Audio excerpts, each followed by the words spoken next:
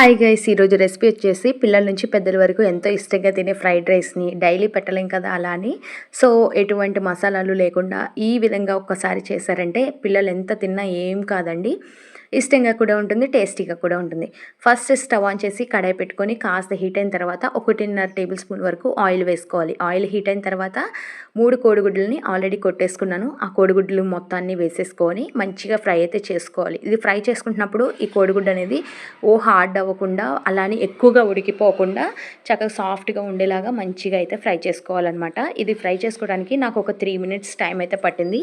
ఇదంతా కూడా హై ఫ్లేమ్లోనే పెట్టి చక్కగా ఫ్రై చేసుకున్నారనుకోండి, నీచు వాసన అనేది రాకుండా ఉంటుంది. ఇలా ఫ్రై అయిపోయిన తర్వాత ఎగ్ అంతా కూడా పక్కన పెట్టేసి అదే ఆయిల్లోని 1 టేబుల్ స్పూన్ వరకు అల్లం వెల్లుల్లి పేస్ట్ వేసి పచ్చి వాసన పోయే వరకు అల్లం వెల్లుల్లి పేస్ట్ని కూడా ఫ్రై చేసుకోవాలి. ఇది అప్పటికప్పుడు దంచుకున్న అల్లం వెల్లుల్లి పేస్ట్ వేసుకోండి, టేస్ట్ చాలా బాగుంటుంది. ఇది కాస్త పచ్చివాసన పోయి మంచిగా ఫ్రై అయిపోయి ఆయిల్ కాస్త పైకి తేలుతుంది అన్నప్పుడు దీంట్లో కట్ చేసినటువంటి ఒక 2 పచ్చిమిర్చిని మధ్య కట్ చేసుకోండి. ఆ పచ్చిమిర్చిని యాడ్ చేసుకోండి. ఈ పచ్చిమిర్చి కూడా మంచిగా అయితే కలుపుకొని ఒకసారి ఫ్రై చేసుకోవాలన్నమాట. ఇవన్నీ కూడా బాగా ఫ్రై అయిపోయిన తర్వాత దీంట్లోని ఒక 1/2 టేబుల్ స్పూన్ వరకు పసుపుని యాడ్ చేసుకోండి. కలర్ఫుల్గా చాలా బాగుంటుంది. పసుపు వేసుకున్న తర్వాత మీరు తీసుకున్న రైస్ క్వాంటిటీని బట్టి సాల్ట్ అయితే యాడ్ చేసుకోవాలి. నేను 1 కప్పు రైస్కి చెప్తున్నాను కాబట్టి 1/2 టేబుల్ స్పూన్ వరకు ఉప్పును కూడా వేసుకొని 1.5 టేబుల్ స్పూన్ వరకు కూరకారం అయితే యాడ్ చేసుకుంటున్నాను. ఇక్కడ మసాలాలు అనేది అస్సలు వేయట్లేదు, అది గుర్తుపెట్టుకోండి. కూరకారం, పచ్చిమిర్చి ఘాటు సరిపోతుందనమాట ఈ రైస్ మొత్తానికి. సో ఇప్పుడు ఇదంతా కూడా ఎగ్స్కి బాగా పట్టేలాగా కలుపుకోవాలి. ఇలా బాగా పట్టేలాగా కలుపుకున్న తర్వాత దీంట్లోని నెక్స్ట్ ఏం వేయాలో చెప్తాను.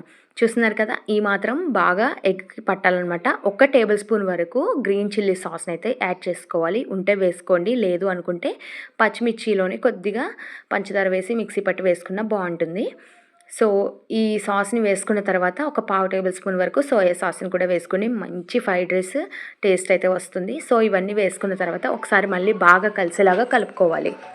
ఇప్పుడు ఆల్రెడీ వండేసుకున్న రైస్ని 1 కప్ అయితే వేసేసుకుంటున్నాను. ఉండలు లేకుండా చిదుక్కోవాలన్నమాట ఈ రైస్ని ఫస్టే.